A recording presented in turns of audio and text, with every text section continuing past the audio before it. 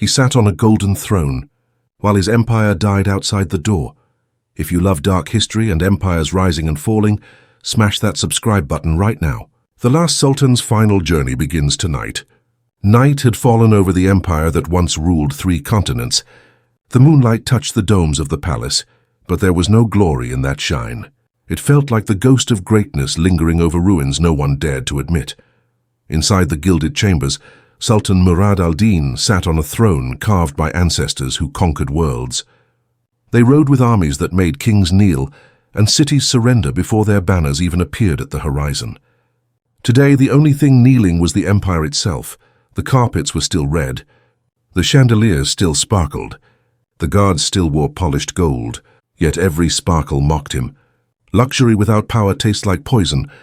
Foreign ambassadors visited daily, smiling with sharp teeth. They came not to bow, but to collect what remained. The empire owed money, territory, pride, and time. Time was gone. In the streets of the capital, mothers hid bread from their children so tomorrow wouldn't starve. Markets once filled with spices and silk now carried only whispers of loss. Soldiers returned home without boots, defeated by armies that once trembled before the Sultan's flag. Murad's ministers held secret meetings. They believed he didn't notice the letters, the sudden silence when he entered, the shuffling of papers. Betrayal doesn't always roar. Sometimes it crawls quietly in expensive shoes. His own voice no longer commanded storms. Every decree needed approval from foreign generals. Every decision was a negotiation with men who smelled victory on the empire's corpse. Murad rose from the throne, the golden seat creaking as if objecting to the weight of shame. He walked toward a window overlooking the Bosphorus. The waters still glimmered like a blade. Once those waters carried fleets that ruled the sea. Tonight, only a lonely boat flickered like a dying candle. The Sultan pressed his hand against the glass. "How did we become a story others tell?" he whispered. He remembered his grandfather's tales. "This empire will outlive the stars." The old man laughed while the young Murad played with a wooden sword. The boy believed him. The ruler now knew the stars would survive the empire easily. A guard stepped into the chamber and lowered his head. "My Sultan, there is news. Europe makes a new demand, another piece of the empire stolen like meat from a dying lion." "Tell them to wait," Murad said. The guard hesitated. "They said—" "The empire no longer decides when anyone waits." Silence swallowed the palace. Murad closed his eyes. The throne behind him glittered, but the crown on his head felt like a chain. The sun had set on the empire. The world just hadn't noticed yet. The night grows darker, and tomorrow brings betrayal. A prince raised in silk, yet destined to drown in history's tears. If you crave the truth behind fallen empires, subscribe and follow this journey to the end. Before he was the last sultan, Murad al-Din was a boy hidden behind velvet curtains. His palace was a golden cage where joy echoed only until the guards' boots clicked in the halls. He learned early that a prince has many teachers, yet no true friends. His father ruled a mighty empire, though the rot had already begun. Murad heard it in late-night arguments behind doors carved with Quranic verses. Ministers begged for reform. Generals demanded war. Foreign ambassadors smirked through all of it. A crown looks lighter from afar. Up close it crushes. Murad trained with tutors who recited glories of Mehmet the Conqueror, Suleiman the Magnificent, warriors whose names still roared faster than any cannon. Murad swung a wooden sword in the garden, slicing through the air like he could rewrite tomorrow. Yet every time he struck, a tutor would whisper, "Your empire is not theirs, young prince." When he turned 16, Europe came knocking with contracts masquerading as gifts. Loans with poison in their ink, ports traded like toys, railways that felt more like chains than progress. His father would slam his fists onto maps. "What was taken by the sword cannot be bought like a sheep," he roared. Still, the signatures appeared. Murad watched the empire shrink like cold skin under winter water. When his father died suddenly, the palace didn't mourn. It hurried. Ministers rushed the young prince to a throne too large for his shoulders. Before he could breathe as sultan, they were already forcing new treaties into his trembling hands. Crowds cheered outside. Not for him, but for the memory of what the empire used to be. Murad tried to rule with dignity. He repaired bridges, fed the poor, visited hospitals. People loved him for his heart. though the world judged him by his failures. Because kindness cannot stop an army. Because compassion cannot erase debt. Because every sunrise brought another demand from foreign powers that considered him a ceremonial decoration rather than a ruler. Late at night, he would kneel beside his prayer rug, tears falling where only angels could witness. The marble floor never answered. Allah felt distant. His ancestors felt closer, watching with unforgiving eyes. "Forgive me," he would whisper. "I was born too late." By the time Murad turned 40, the throne felt like a chair at his own funeral. The empire wasn't collapsing. It had collapsed, only the palace walls refused to admit it. The world sharpens its teeth in the shadows. A new ultimatum is about to arrive that will shatter what remains. A sultan trapped in his own palace, while the world divides his empire like a feast. Subscribe now if you want to witness how history crushes even kings. Spring arrived, but not hope.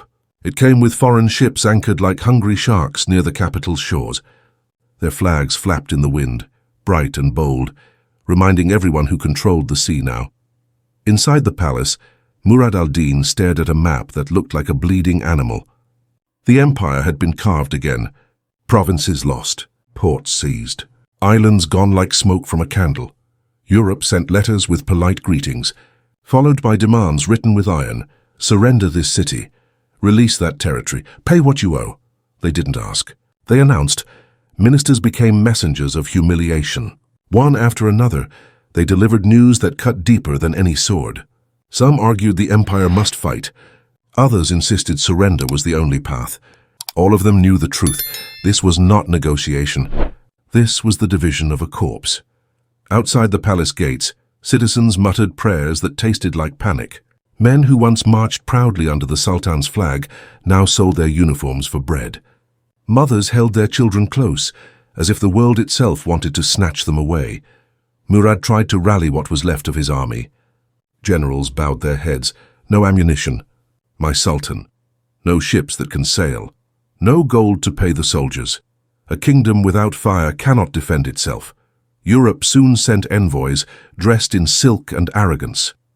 They walked through the palace halls as if shopping in a market, pointing at lands they wanted like fruits on a shelf. One envoy, a tall man with cold blue eyes, placed a document in front of Murad. "Sign this and your empire may survive."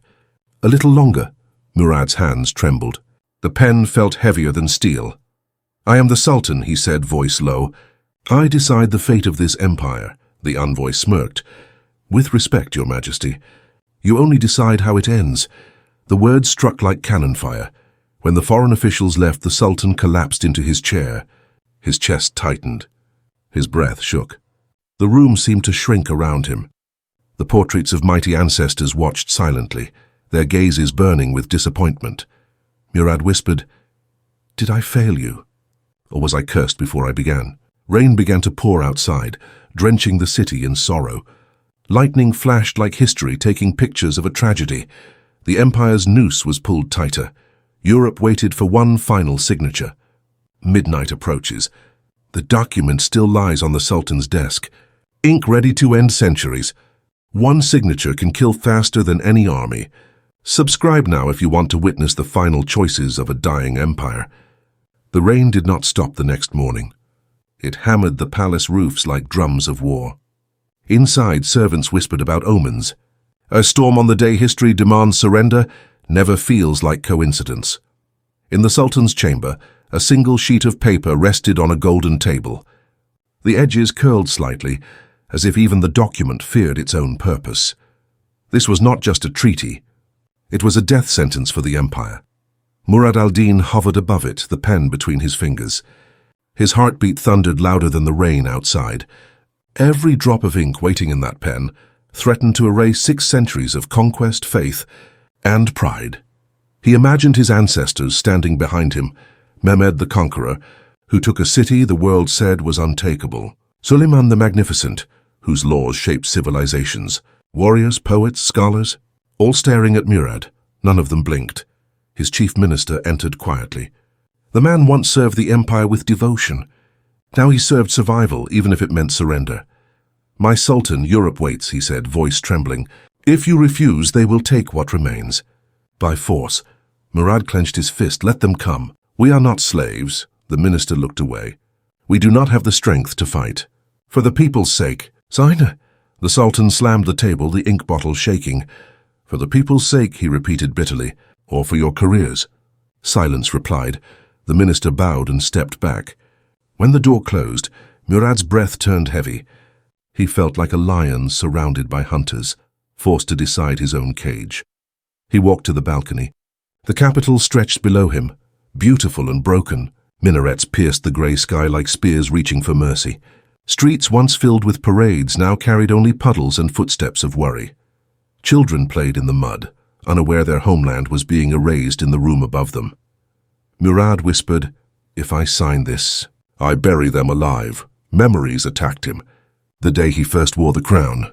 The cheers, the fireworks, the hope. Every promise he made to Allah, to his people, to history itself.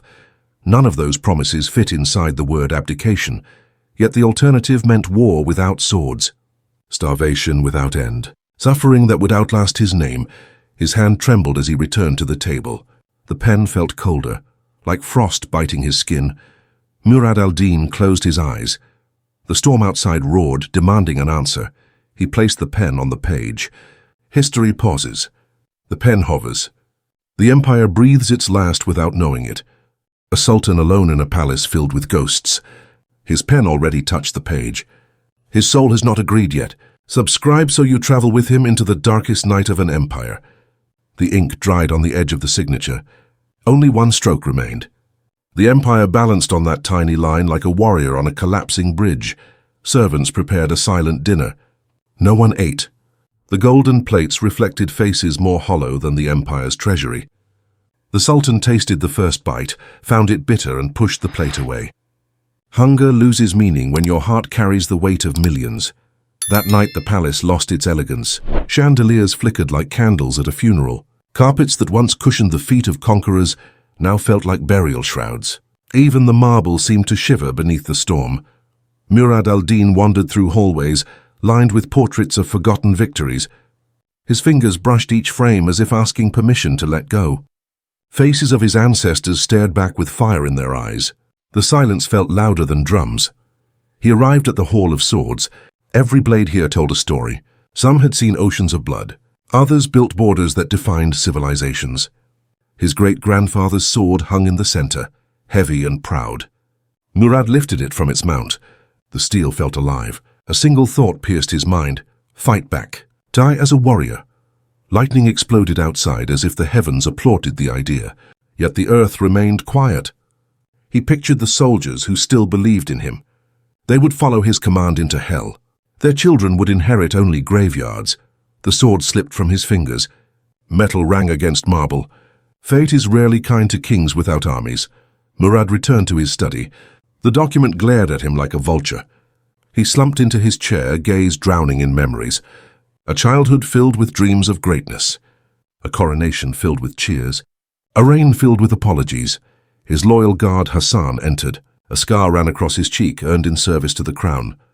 "My Sultan," he asked softly, "do you regret becoming ruler?" Murad smiled with tired eyes. "I regret being the last." Hassan's throat tightened. Never had he heard a king speak with such honesty. Midnight approached. The palace moved like a giant breathing creature. Every tick of the clock stabbed another piece of history. Murad knelt to pray, forehead pressed against the cold floor. Tears fell silently, mixing with whispered pleas only Allah could judge. "Grant me the strength to do what is right, even if it destroys my name." He stood slowly, picked up the pen once more. The storm outside reached its peak. Thunder rolled like cannons of forgotten wars. The Sultan exhaled. Ink touched fate. The empire dies tonight. Salvation comes only with sunrise. A sultan signed away an empire. Now he must survive its ghost. Subscribe, because the final moments of a fallen king reveal truths no history book dares to say. The ink dried. The empire ended with a whisper, not a roar. Murad al-Din stood motionless as the paper absorbed centuries of power. His hands shook not from fear, but from the unbearable silence of surrender. Outside, the storm relaxed into a quiet drizzle, as if even the sky accepted the loss. At dawn, a knock at the palace door echoed like a verdict. Hassan entered with urgency in his eyes. "My Sultan." They are coming. Foreign guards. They want you gone before the city wakes. The word gone cut deeper than exile. It meant erased, forgotten, replaced by someone Europe approved. Murad's feet carried him down hallways he once ruled like a god. Suddenly the guards avoided eye contact. Servants bowed slower, unsure if he still deserved it. The crown on his head had turned invisible. The palace gates creaked open. A closed carriage waited for him, painted dark, guarded by men who now served new masters. They did not kneel. They did not speak his title. Their silence screamed the truth. The last sultan climbed inside. Hassan joined him and closed the door. Hooves struck the wet stone roads. They passed the grand mosque, where sultans were once crowned with divine glory. Now a single pigeon watched from the minaret, like the final spectator of history. People in the market slept under tattered blankets. No one knew their ruler was being driven away like contraband. The empire fell without fireworks, without blood, without a goodbye. Murad peeked through the curtain. The city he loved blurred as rain streaked the glass. A life built in palaces reduced to a journey toward nowhere. His voice broke. Did I choose honor or cowardice? Hassan answered with the loyalty of a soldier who understood the difference between history and cruelty. You chose the people. They will live. That is a king's greatest victory. The carriage reached the harbor. A small boat waited, rocking in the cold water. The sea that once carried his ancestors' fleets would now carry him into obscurity. Murad stepped aboard. He looked back one last time at the silhouette of minarets and domes. A lump rose in his throat. I pray Allah writes the future kinder than the past. The sail caught the wind. The boat drifted away. The palace disappeared into the morning mist. Europe celebrated another conquered legacy. Far out on the horizon, a sliver of sunlight broke through the clouds. Even the last sultan deserved a ray of mercy. His empire had died. He had not. This story ends, but history continues to echo. If you want more tales of empires, betrayal, and forgotten kings, like the video, share the story, and subscribe for the next legend.